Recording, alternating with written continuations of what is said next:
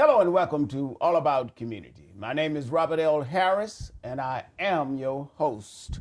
Back in 1906, clearly none of you were around at that particular time. That was a major earthquake here in the Bay Area. But something else happened in 1906, and we're going to talk about that today. And that was the founding of ABI Foundry. And we have as our guest today Sadie Gutierrez, who is the business manager of the company. Sadie, welcome to All About Community. Thank you. Are you excited to be here? Yes, I am excited to be here. Why are you excited to be here? Because the community will know more about ABI and what we're all about. Absolutely, and that's what we want to do. Tell us about the founding of the company here in Oakland. Just give us an overview of what it's all about. So ABI Foundry was founded in 1906, as Bob said. We make pipes, cast iron soil pipes and fittings for commercial industry. So our pipes and fittings are in Alcatraz, at the Coliseum Stadium, the 49ers Stadium, hospital buildings, hotels, and a myriad of other types of industry. They're also in multi-level parking lots. So, and what do you mean by multi-level parking lots? Like the parking lots that are 3 levels and above. Oh, okay. Now, what kind of pipes that are made? Are they pipes for homes? No, this is if I want plumbing in my house, is it that kind of pipe, or is it the kind of pipe that PG&E would use or East Bay Mud would use, big old pipes? It's not a very glamorous business because it takes away all the waste from commercial industry. So it takes away all the waste from commercial buildings. Like I said, for hotels, hospitals, schools, prisons, the 49er Stadium, the Raiders Stadium. So that's what it takes away to the drains. And you're located right here in Oakland on San Leandro Boulevard? On San Leandro Street, 7825. San Leandro Street. Yes, and we have been in Oakland for 100 years. Been in Oakland since 1906. Well, how have you survived for so long? And tell us a little bit about the management of the company. In order for a company to last that long, they must have had great management. Yes. And of course, you're a part of that management now. Thank you. It's a very unique type of management, and I think that has had a lot to do with it. It was family owned by the Boscashi family. When I came to ABI in 2006, Alan Boscashi, third generation of the Boscashi family, was managing the business. And he manages as a family. We are the ABI family. We take care of each other. As a matter of fact, we have a lot of families, I forgot. A lot of families, like in terms of families who are working for the business? Yes, like we have multi-generations in this same family working for this industry. So when a person becomes an employee, I guess I shouldn't say employee. Now, what do you call the workers there? You don't call them employees. We don't call no one an employee. If you asked us that question, we say we have 0 employees. What we have is team members. Team members? Yes. Why the word team members versus an employee? Because we're a team. You don't survive in this business without working together. This is a very difficult business to be in, not only because of the particular type of industry within manufacturing, but also in Oakland in the state of California with all the regulations that apply to this industry, and also workers' comp, taxes, everything else that comes into a business. It's very difficult to survive in this industry. Now, is the work atmosphere really one where people feel as though that they are team members versus employees? What really distinguishes one in terms of getting that feeling? Is it something about management that make people feel as though that they are not ordinary employees, but they are something special? Absolutely. One of the things that really caught my attention right off the bat when I started working at ABI, it's how long our team members stay at ABI. It's not, considered a baby, and I've been there 11 years. You've been there 11 years. What's the average length of employment there in terms of how long they've been employed there? Do It's you like, know that? yes, I do.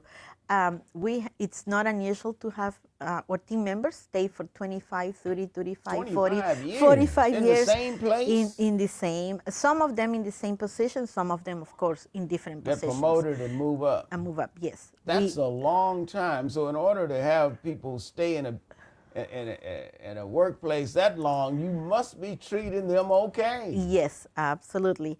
Our average stay is about 19.7, which is unheard of in pretty much in any other industry but this one.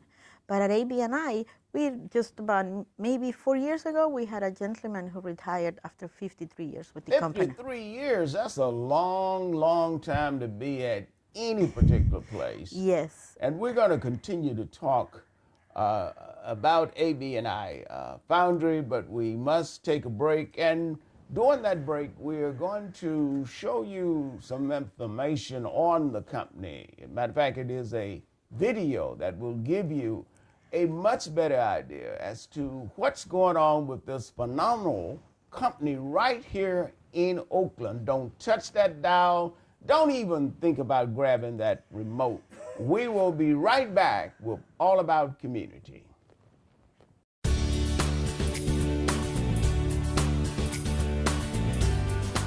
Environmentally conscious manufacturing has always played an important role at ABI Foundry. In our manufacturing processes, we strive to be as clean and green as possible, meeting or exceeding all regulatory standards.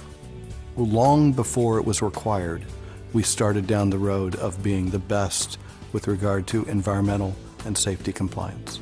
You have to have goals and establish direction and focus. And I believe ABI came up with a focus as far as environmental. Air quality emissions have been reduced by 90% in the past 10 years by upgrading various filtration abatement equipment. Installed 5 bag houses for the molding operation, which remove particles from the air. Added a fume bag house for the melt operation. Added mist eliminators to scrub exhaust odors. Our water recycling program reuses over 1 million gallons of cooling and process water per day, eliminating any off-site discharge. Stormwater over the last few years has become another environmental focus, with ABI developing an on-site collection and filtration system. All rainwater from every roof, every spot in the facility drains to 5 locations. Those 5 locations are then transmitted into a central water treatment system that treats all stormwater going through. ABI is actually a giant recycling operation. In the manufacture of our soil pipe and fittings, we use 100% post-consumer scrap metal, mostly recycled scrap iron. If we didn't do it, most of this material would end up in landfills. We recycle the sand for our fittings, our casting process. We recycle the water, and we even recycle the heat coming off of our melt operation. 95% of all waste materials generated in the plant are recycled. In the molding operation, 100% of the molding sand is reused. In the melting process, 90% of the byproducts are reused. ABI Foundry believes in sustainable stewardship for the environment and strives to continuously find ways to improve our manufacturing processes to ensure a safe and healthy future for our community. This is the most important time to remember who made this city, who has been loyal to this city, who has stuck with this city through thick and through thin, through the good times and the bad. And that is the workers at places like ABI and a company like ABI that has been here for the long term. 110 years, that is incredible. We are committed to continuous environmental and safety improvement. We are committed to being good neighbors, and we are committed to making Oakland better.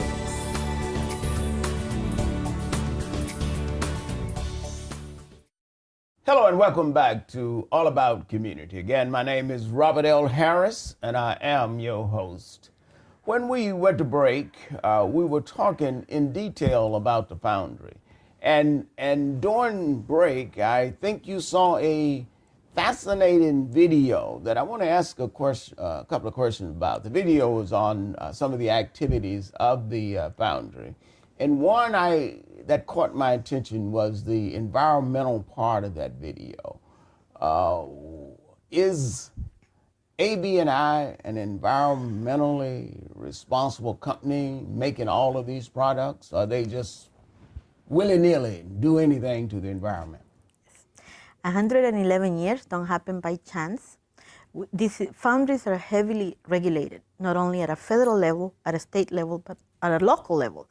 However, not only do we comply with all of the regulations and the standards, but we go above and beyond.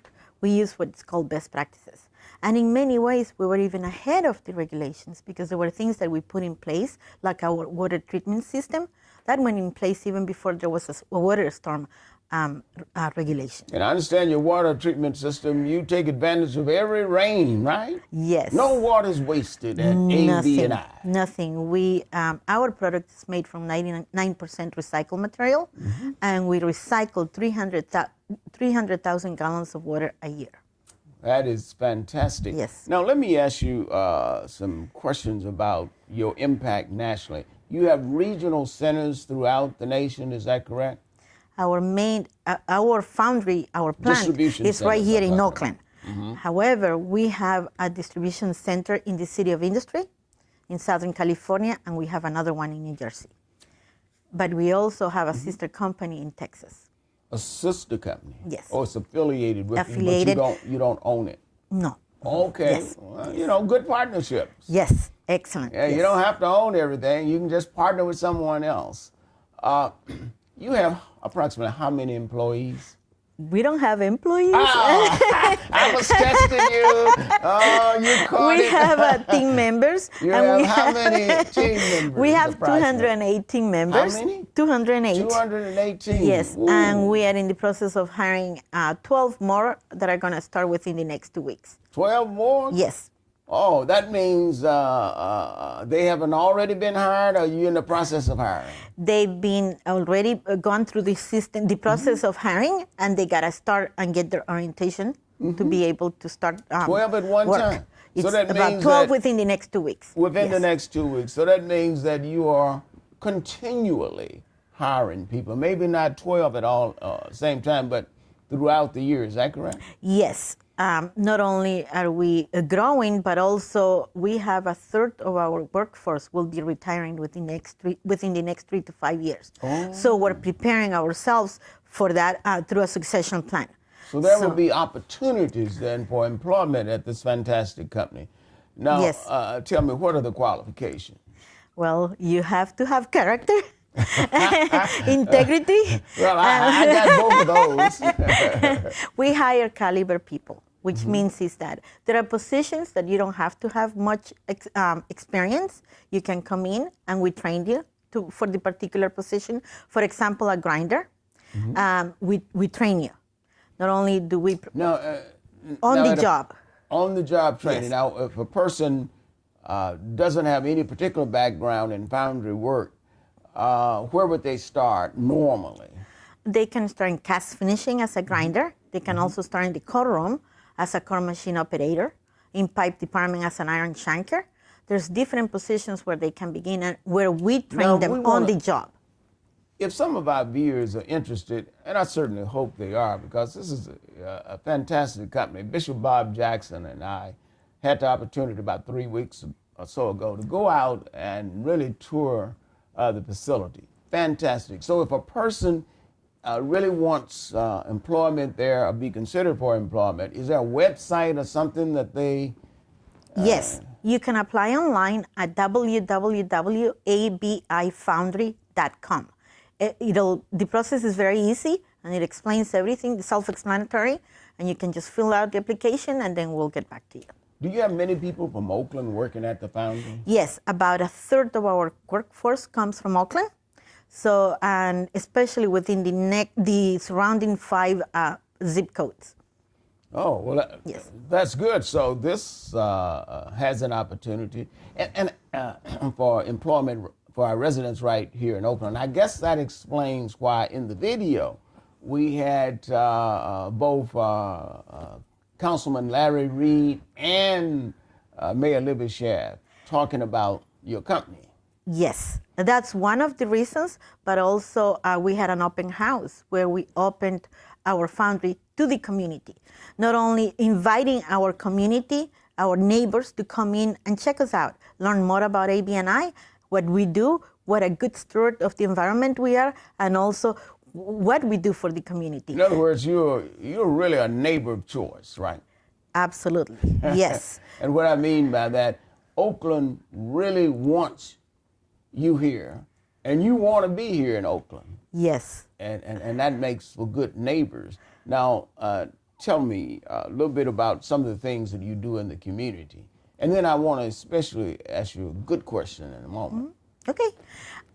We have done community service for many, many years. However, now we've done it like what it says in terms of you do good and you don't talk about it. But now we want the community to know what we're all about and what is it, how we can partner together to create. And that's a good word, partner together. And you want to be a part of this community. And I understand that recently you became a member of the Oakland African American Chamber of Commerce, which I am the Secretary and General Counsel of. Why did you become a member of the Chamber? And don't tell me it was because you wanted to be a part of the community, and the Chamber is part of that community. Is that right? Yes, it's an excellent organization to be a part of and to partner with in doing good for the community. Not only in finding out what the needs are in the community, but where can we focus our efforts in to provide the most impact. So you really are interested in being a neighbor of choice right here in Oakland.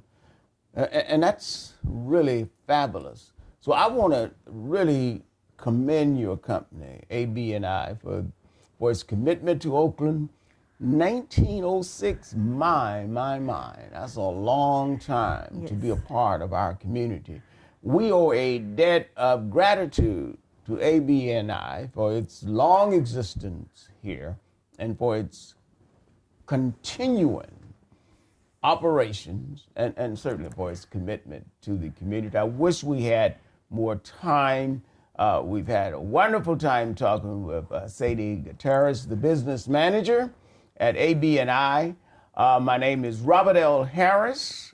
This is all about community, and I am your host. And remember this, no matter what you do, when you do it, or how you do it, in the final analysis, it is still going to be all about community. Thank you for joining us. Thank you for having me.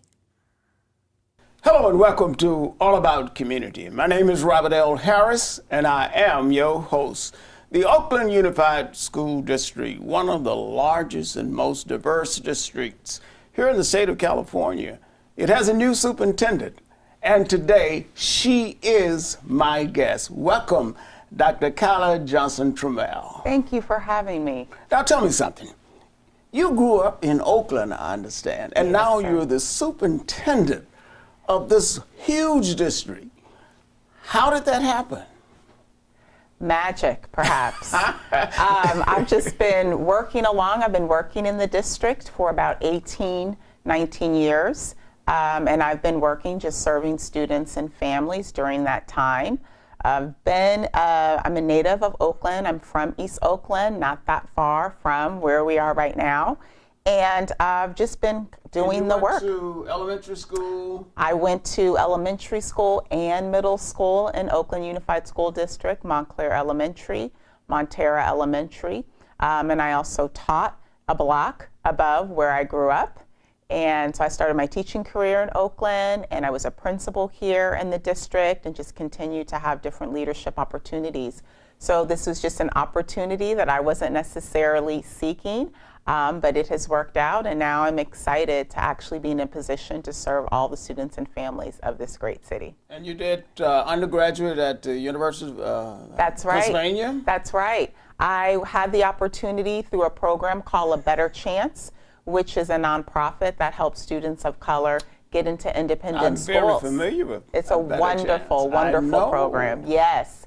So there was a woman by the name of Rochelle Lester who just did an incredible job of creating a community of a lot of families of color. And so I was blessed to be able to get a full scholarship to go to an independent school, which I think opened my eyes up to just applying for all kinds of universities. The late Rochelle Lester is my neighbor. Wow, Her husband, yes. Bill Lester, UC Berkeley, chemistry professor. Matter of fact, I was just with him a couple of nights ago. Wow. Outstanding family. Yes. And for those who don't know, Rochelle was really dedicated to getting education as a part of our young people's lives. And if you don't know, the University of Pennsylvania is an Ivy League Yes, college. sir. Yes. And yet through a lot of her inspiration and hard work, mentorship, being able to go to the Branson School in Ross, California,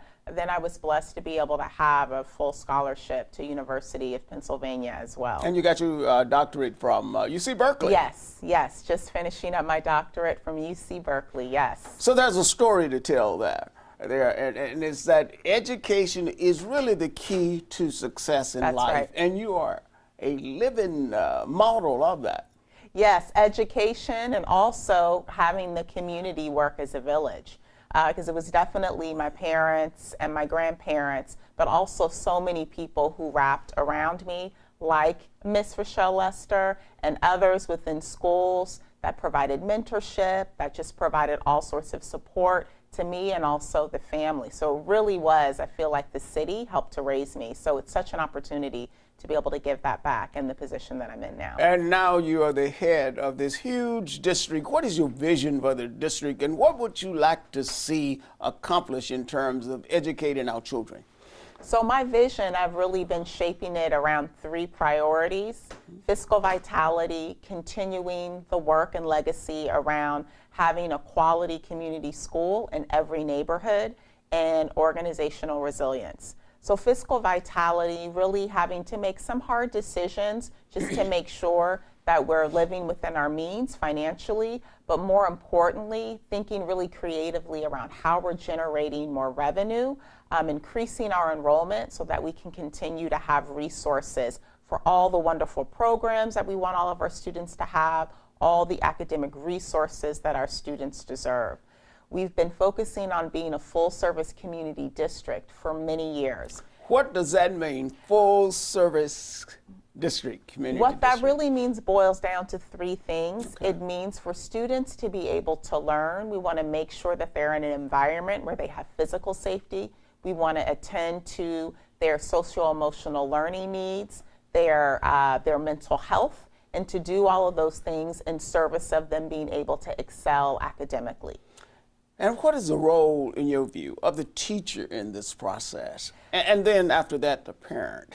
So I like to think of schools and education really as a community event, and definitely the teacher is an important focal point of that. You know, the teacher particularly developing that positive relationship with students, and of course it's about the academic content, but more importantly it's about developing the relationship so that student sees themselves as an academically successful student, so that they persist even when they're struggling and they know they have somebody there who's going to encourage them and push them to their full academic potential.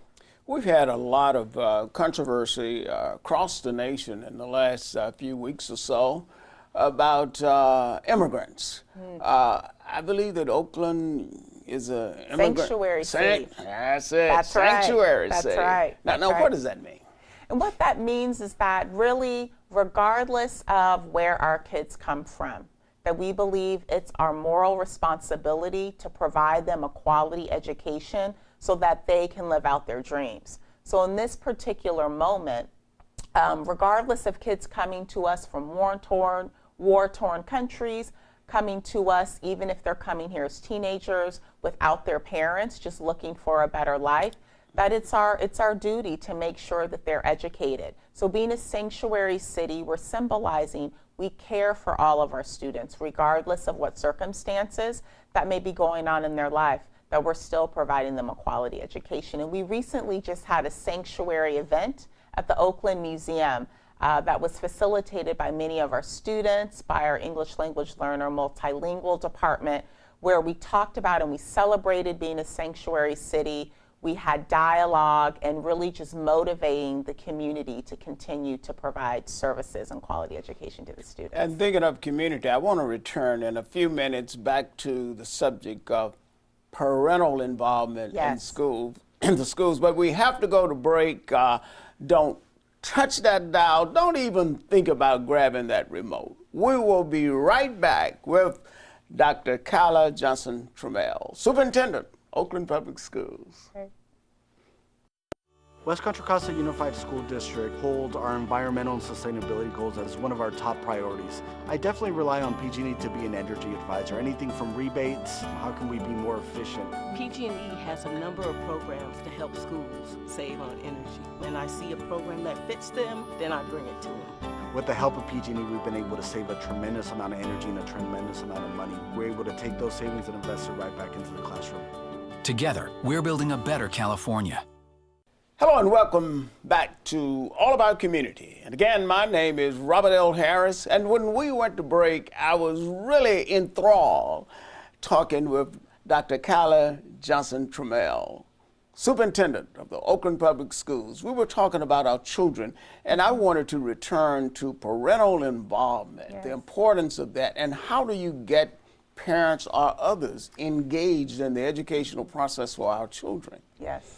Well, there's so many ways to get parents engaged, but I think the number one way is students, the babies. The extent to which schools have activities and events at schools where they can see their kids, that's a big draw. Everybody likes to see, whether it's seeing them perform, being able to see some of their accomplishments. That's a good way to get parents involved.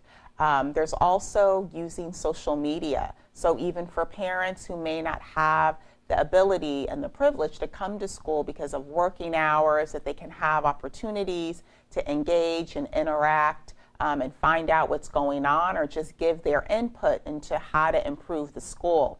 But also having the schools really provide some recommendations on things that parents can do at home. So things simply as making sure kids get a good night rest, making sure that they have something to eat. For those where that's a challenge, ensuring that they're at school for some of our breakfast programs, the reading to children at all ages, elementary, middle, So and what high. happens when you have parents who don't engage in reading to their children, and really the child does not get the basics for a foundation for education? Is there anything? Yeah, well, I think that's where the whole mentality of the community and the village comes in, right? Because many families just have different circumstances that are going on where maybe the parent wants to do and provide that support, but just isn't able to.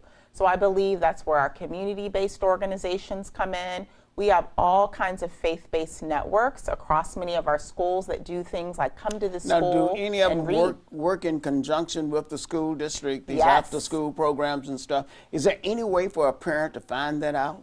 Yes, if they go to the schools, for example, they can find out some of the organizations that are in the after-school program or actually volunteer on site and read to schools. So there's always opportunities at Now, schools. is there any number that they could call at the school district if they were trying to find out some supplemental agencies or whatever?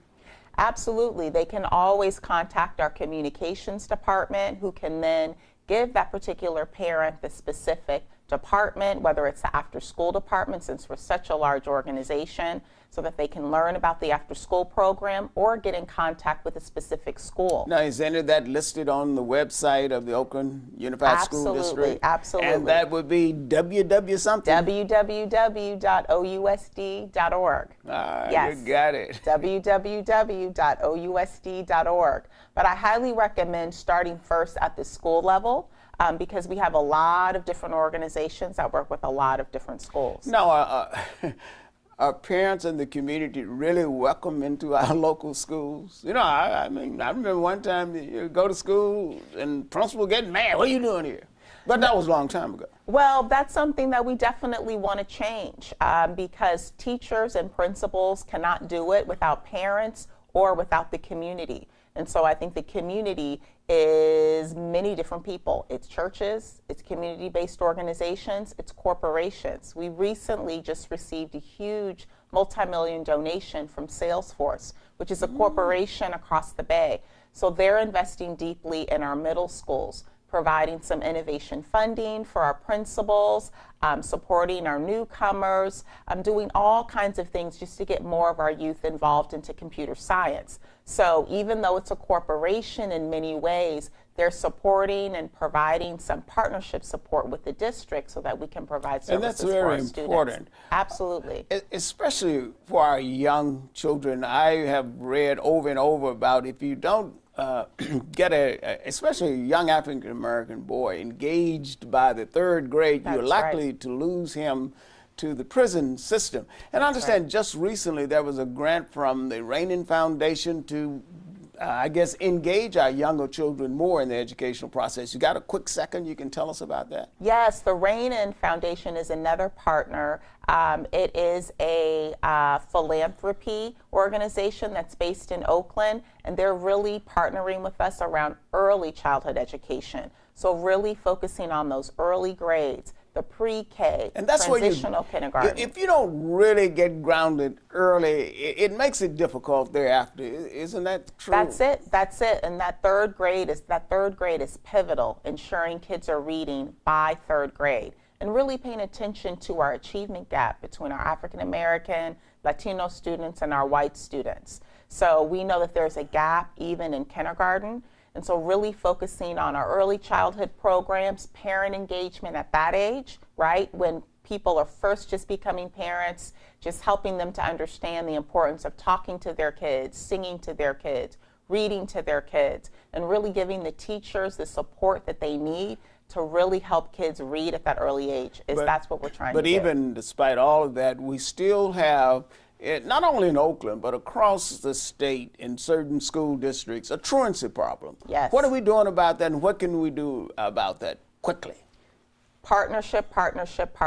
We have partnerships with the Oakland Housing Authority. We have partnerships with many of our community-based organizations, understanding why kids may be truant in the elementary grades. Many times there's challenges going on with families. So providing the families the support that they need to alleviate the challenges to get their kids to school. Well, I'm glad you mentioned that word partnership, because a good friend of mine who happens to pastor right here in East Oakland, Bishop Bob Jackson, talks about truancy all the time. He runs a program called the OK Kids program, and he really wants to get involved in partnering to try to reduce truancy. I wish we had more time, but it has run out. And we want to thank Dr. Kyla Johnson-Trammell for being our guest today, Superintendent of the Oakland Public Schools, and parents, students, ministers, community leaders. Remember, education is really the key to our success. We all have a stake in the outcome of our children. So no matter what you do, when you do it, or how you do it, in the final analysis, it is still going to be all about community. I am your host, Robert L. Harris. Thank you for joining us, and thank you, Dr. Johnson-Trammell. Thank you for having me.